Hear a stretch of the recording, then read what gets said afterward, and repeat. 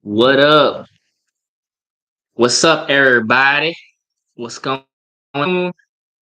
First Friday in February. Give some time for people to come in. I dropped in the chat. Let me know how your week is going, where you're from, how's your Friday? Friday's going really well today. It's a cold day in McCoursville, Indiana, but at least the sun is out, which is a good thing. Having the sun be out is always a good thing, even though when it's cold, you got to balance it, right? Cold, but the sun is out. I can't wait for when it's hot out and the sun is out. Like that's gonna be the best combination of stuff. So let me know in the chat, drop it in, and we'll get started here about 12:02. That's when we'll kick this off. Sunny vibes. What's up, O? Yeah, sunny vibes. Definitely sunny vibes, man. Sunny vibes. Nice day outside.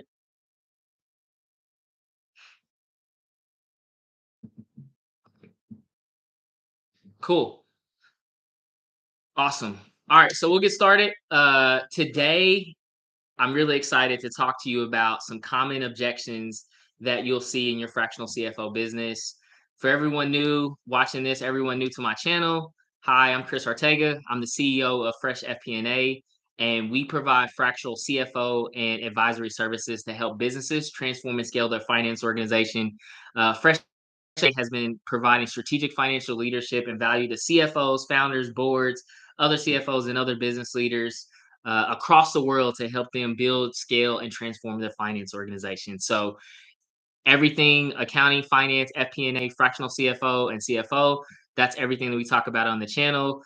And hopefully, if you like this conversation, make sure to like, comment, and subscribe. Hit the notification bell on our YouTube page. That way, you don't miss any future CFO, Fresh CFO Friday. So, yeah, today I'm excited to talk to you about common objections that fractional CFOs see in their business. So, let's get started. The first thing I want to just set context on is like, what is an objection, right? So an objection is, you'll hear those things, and in me and my experience in working with a lot of different sales professionals, being in the trenches. Yes, I have been on call blitzes with the SDR groups or the business development groups. SDRs are sales development, BDRs are your business development reps. I've been in rooms where we've had call blitzes.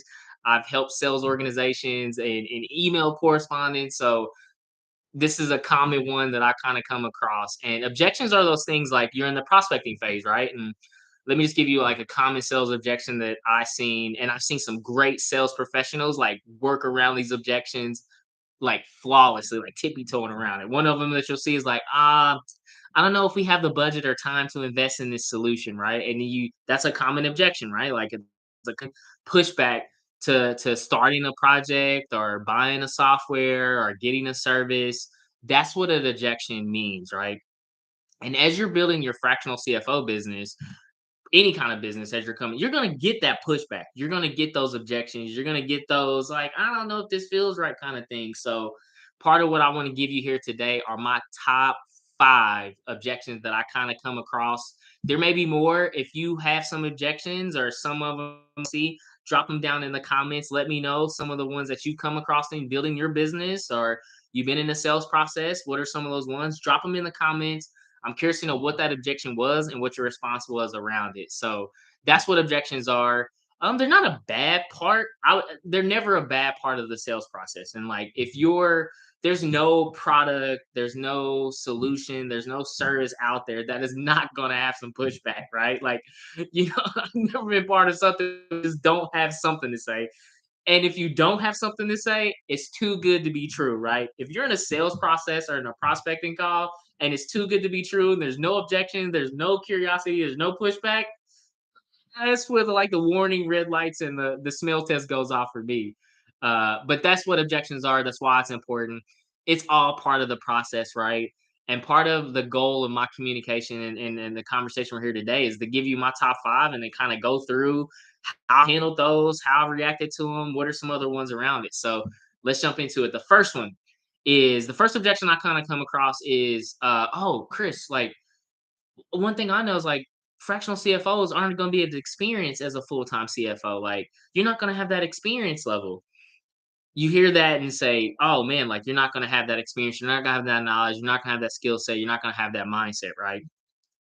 The first thing I always do around that is I go through, okay, like do you think is that experience, skill set, mindset, and gap that they have, right? And they may be like, well, full-time CFOs are people that have grown and shaped organizations. They've led, through uncertainty. And then it's complementing that experience around it, right? Like, I love that question because if I'm being honest, right? Like, looking at my career, looking at my growth in the financial leadership, I've seen all those different elements of it. Like I've gone from building an organization where there's like 20 employees to growing it all the way to there's over 150 and there's over, you get to a point where there's like 1,200. There's thousands of people inside the organization. And that scale, that experience that comes along with that, you're going to get that repetition in. You're going to have that experience. So a lot of times to complement that objective, it's sharing situations where you've done exactly that same thing that they think in their mind that you don't have the experience on, right?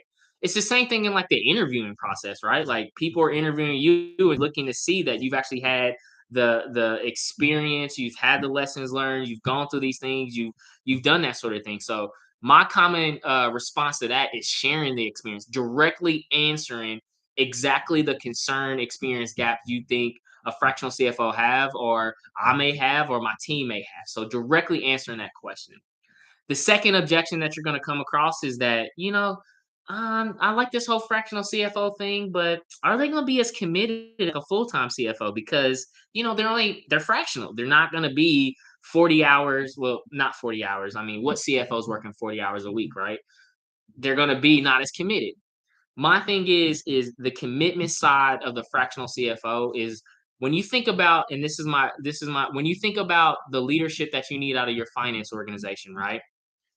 And that commitment that you have, right? Do you expect to be talking to your CFO, your finance, that finance leader every day, right? Is that your expectation of a commitment level? Is that every day you're talking to that person? Or is that commitment level of that fractional CFO is to lead the finance organization of what you need, right? And 9 times out of 10, right, like, I don't expect a lot of board members. It depends on a lot of different phases of the business that you're at. Like, if you're in fundraising, if you're in, a reductionary kind of period, you may have more frequency of touch point with that CFO. But if you're in normal course of business and going through that, like, that commitment level is for them to be committed in leading the finance organization, right? Right? Like you're gonna have check-in points, right? As we do at Fresh FP&A, I have weekly calls and check-in points with my clients. We talk about certain things. We have kind of our standing meetings at the beginning of the week and also at the end of the week to have that connection and that collaboration where nothing is missed, right?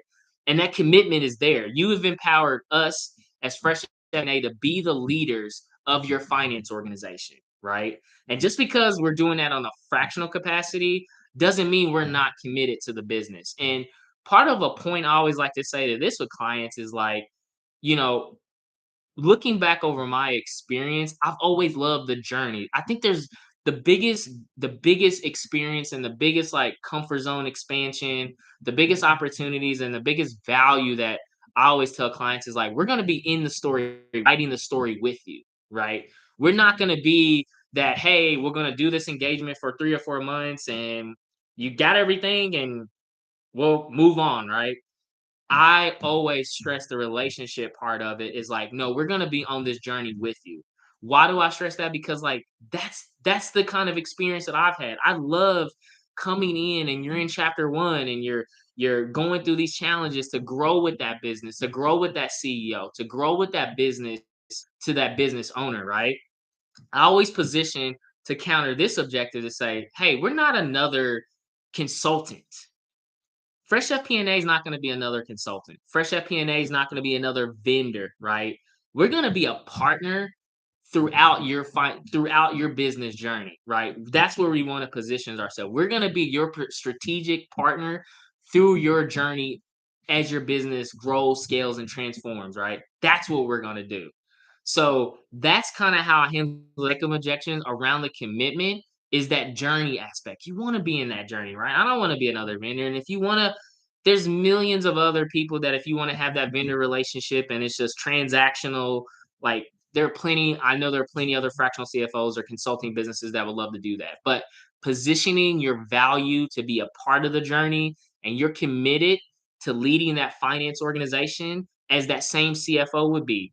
That is kind of how we handle and how I've handled that objection. The third one is, and you'll hear this one, right? Well, Chris, it all sounds good. It sounds like you got the experience. Like, it sounds like you got the experience. It sounds like your team has the experience. Definitely feel your passion and your commitment, but I don't know about the financial aspect of this. Like, I don't know about the finance side of it. This is the slam dunk objection, right? Like this one, okay, if I'm being honest, right, I kind of like tease and want to get this question asked because here's where you can give the numbers, right? If you look at the median U.S. Bureau of Labor Statistics, right, and you look at the median salary of a CFO, right? I haven't looked at they haven't released the 2020 version of it yet, but I looked at the 2021. I'll drop a link down in the comments to this so you can see that link of what that dollar amount was. But the salary of it, I think, was about the median for a CFO was about 225 to like I think like 300,000. It's a very wide range, right? But you break that number down. If you say you don't have the time, money, right? We look at it, we started at that point from a salary perspective. Then you throw in the benefits, right? Which is typically benefits and taxes, fully loaded. You're looking at another 20 to 30% on top of that number, right? Then you factor in the recruiting costs, right? The recruiting costs you're going to spend mostly to get that CFO in there, right? Then you throw in the time it's going to take, the recruiting efforts, the interviewing, all of that piece of it, the training, right? Then you throw in, okay, now the 4 to 5 to 6 months it takes. Now you get that person in the seat, right? Now you're looking at a ramp time, best case 6 to 12 months of that, right? And basically, what I do is walk through all the financial pieces of all of that investment that you're going to spend, right? And you look at it and you say, fully loaded cost of all of this is going to be close to 550, $600,000 fully loaded in, right? Now, look at the opportunity of a fractional CFO. That's the whole purpose of it. It's a fraction of that time, energy, effort, money, resources, all of that. But you get the same level of experience, you get the same level of knowledge. I call it you get the batteries already included, right? We're going to come in, we're going to learn your business, we're going to connect with your people. We're going to come in already with that skills, passions, talents, and experience to help you grow and scale your finance organization at a fraction of what that fully loaded cost would be, right? When you lay down that math and laying it out, and I jump on, and this is one of few times, and I don't always throw out the Excel, but this is one of very few times if I'm on that call, literally laying down that math on it, right? And then you look at it and say, well, here's the cost of a fractional CFO, right? And you see that fractional piece of it becomes part of that value proposition. And they're not losing like that fraction. They're not losing on the experience. They're not losing on the leadership. They're not losing on the value. They're not losing on the pain that fractional CFO is going to cause. They're not losing out on the collaboration. They're not losing out on the skill set. You're not losing out on anything, right? And you look at it and just like, wow, like that's a that's a no brainer. Like that's a no brainer, right? Like that's a no braining decision when you look at it numbers to numbers, right? Love that objection, and I think that's a really good way to have data to support that objection around it. And honestly, it's one of like my favorite ones that I get. The fourth one, you may hear an objections that say, "Hey, look, Chris, we've already got an accounting finance team. We've already got like a CFO. We already got like a finance leader running our finance organization." I'm okay, great.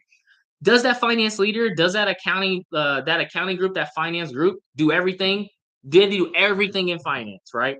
I have not met one CFO. I have not met one VP of finance. I have not met one financial leader in the thousands of people that I've met across the world that is an expert in everything finance. It's impossible, right? Maybe that unicorn is out there. So they're out there. If you're watching this, I'm sorry, right? You are that unicorn. You know everything about finance. My bad. But for the 99% of people, right? You may have that CFO that's like, hey, I'm a CFO. I don't really want to deal with like the accounting, the tactical. I don't want to deal with any of that. I want to be strategically focused in the business. I want to handle investor relations. Only thing I want to do is think strategically. Or I come from the accounting space and I want to make sure we have very, very solid tactical operations. Or I want to make sure that we're focused on treasury management. Or I want to be doing fundraising. You typically have in that finance leader a core competency of things that they want to do, that they're passionate about doing.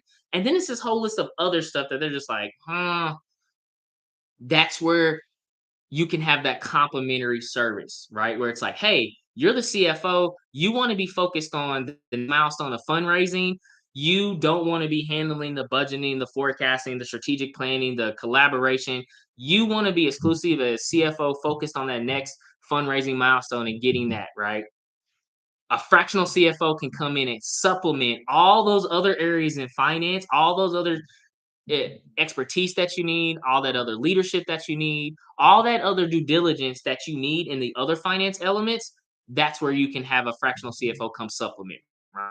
And it's a great value case because now you've got your CFO that passion, their skills focused on the next major milestone of the business, and you've got another finance leader in there that is helping run that tactical operations or that treasury management, all the other aspects of it. So it's actually a compliment to that fractional that CFO or that finance leader that may be in that organization, right? Like you're getting the best on best across the board in the finance organization. Because again, it's very unlikely, and I'm not like there's probably are people out there. I just maybe I haven't met them, and I'm looking forward to meeting them that meet that CFO that is like I know everything about finance. It's not possible. So that is that objection, and that's the way that you can kind of position that. Hey, you have your finance organization, you have your CFO, you have your leader. Here's areas that we can help supplement. So this CFO, this finance leader, can be focused on their core areas. You can have this other person in there. A common question I get asked around that is like, Chris, how logistically does that work? Right? Like you already got a CFO. You're just incorporated in the finance team, right? You're just another resource in the finance team, right? Like we have still the communication, we still have the collaboration, we're still helping all work together. You're just increasing that horsepower and that output that you have with that fractional CFO. So there never gets so where it's like, well, who does the team go to for questions, right? Like if there's a fractional CFO and a CFO, ultimately the CFO inside the organization, if you're complementing and supplementing that, they're obviously the decision maker, right? But you foster that relationship, you foster that outlook with them because you're supplementing the areas and gaps that they probably don't want to focus on, right? They don't want to like, hey, Chris, like I want to be focused on investor relations and thinking about fundraising round or whatever that thing I want to focus on. You're empowered, you're enabled, run this piece of it, right? So that's a good way to handle that objection. Number 4, honestly, the 5th one, I was jumping ahead.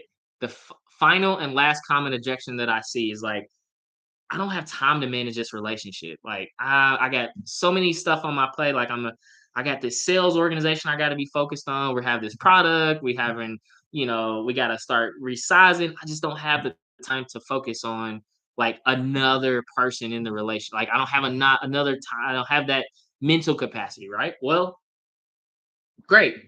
That is the whole goal of like we are fractional CFOs meant to help you handle that financial side of the organization, right? So you as the CEO, you as the business owner, you as the founder, you can go focus in those areas, right? A lot of times you have this, you have that CEO, maybe you have that chief operating officer, maybe you have that founder, right? And they just organically have had to take on the finance hat, right? Um, and they're just like, "Man, I got this hat on, but, like, it's a pain, like, I just don't wanna deal with this. I wanna be focused on how do we grow the business? How do we, cross these chasms from a marketing perspective? How do we build a better product? I wanna be on this, right? Like, I don't have time to be focused on, do we have the right system? Are we audit ready? Do we have the leadership inside the organization to guide strategically in the finance. Like, no, That's exactly where a fractional CFO comes in. Like, plug in is like, you don't have the time, great, right? Give us the empowerment, give us the enablement, let us take that pain of the finance organization, the leadership, everything around that, so you can go focus on other passionate areas of the business, right? Rebalance that time, right? Rebalance that pain and that difficulty you're having around the finance organization to have a fractional CFO do that, right? You go focus, be great in the sales, be great in the product, be great in the areas of focus that you want to be focused on as a CEO, as the founder, as the board member, as the COO. Let us take care of the finance organization, right? That's the value prop of it, right? So like not having the time is a great objection because now that's exactly it. You don't have the time to do it. Get someone with the expertise, the knowledge, the lessons learned, the failures, everything in between good and bad of building and scaling and transforming a finance organization. Get that leadership in there.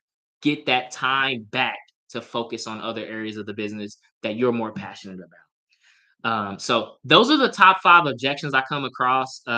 There's plenty other ones, and as I'm getting into like great prospecting calls and still building the client base, I'm coming across some ones where I'm just like, yeah, these are new ones. And the thing about it is too, let me just talk about this, right? You're not going to be prepared for every single objection that you have, right? Like there's still some conversations that I'm a part of or that my team is a part of, and it's like the first time, right? You're gonna have that, right? You're gonna have that. And if you may not have that direct answer in the conversation, right? It's a good place to say, look, that's a great question. That's a great information. Give myself or my team some time. We'll come back and we'll come back with the answer for you promptly on that piece of it, right? Like it's okay. Like I just made a post on LinkedIn a couple of days ago, and it's like one of the things you should not do in that prospecting call when you get that objection, do not just sit there and listen. Listen, I had to learn this. I had to learn this, right? Because if you can't tell from me now talking, I'm the person, Andrew Jepson, my good friend at the finance business partner, right? Like he says there's two different type of people. You got the people that take time, the introvert, they process, they gather, and then I'm the kind of person I talk as I'm talking, I'm figuring it out, right? But I had to turn this side off of the prospecting side when I got those objections that I didn't have the answer for. Cause I'm like, dude, just tell them you don't have the answer, but you figure it out and you'll come back with the solution. Do not in those situations where you get an objection, just start blah, blah, blah, blah, blah, just start just throwing it out, right?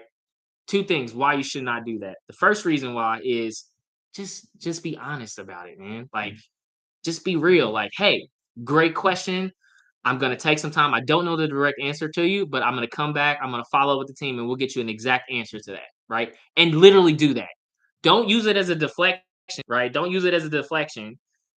Use it as an opportunity to build a relationship, right? Going in there and just saying, "Oh, blah," you could just tell you're just whispering sweet nothings, damages the relationship. Do not do that. So, uh, in summary, those are my top 5 objections and kind of how I handle them in Fresh FP&A. Hope you enjoyed the conversation. This will probably be one of the we're switching, so give us some time. We're switching over to new platforms. We're going to start having the February timeframe now that we had a full month of doing this. Hope you enjoyed this conversation. If you found a lot of value from this, make sure to like, comment, subscribe, hit the notification bell on our Fresh FP&A page. That way you don't miss any future updates. We're constantly posting every week. We got shorts out there. We got video content. Hope you enjoyed the conversation. Thank you so much for your time. And now I'll open it up for any questions. Thank you so much. All right.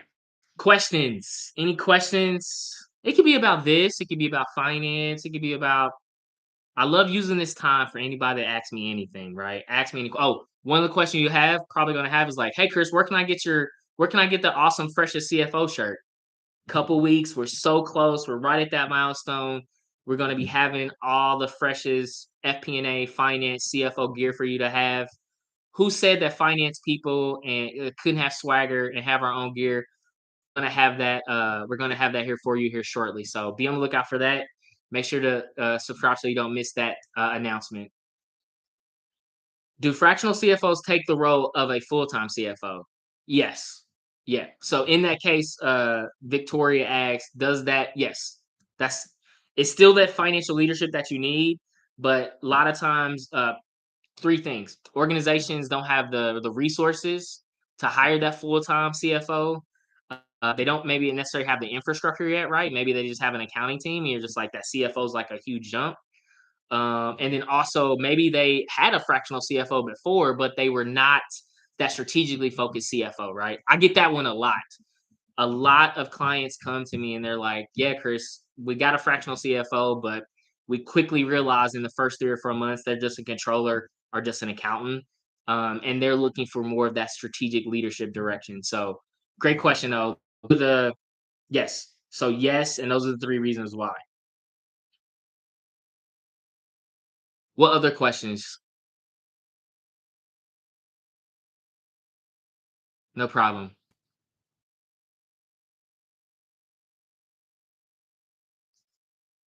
Okay, cool. Well, hey, thank you so much for watching. I hope you enjoyed it. Stay tuned for the next conversation. And as I always leave every video, keep pushing, never settle, and the best is yet to come. Let's get it. Thank you so much for your time.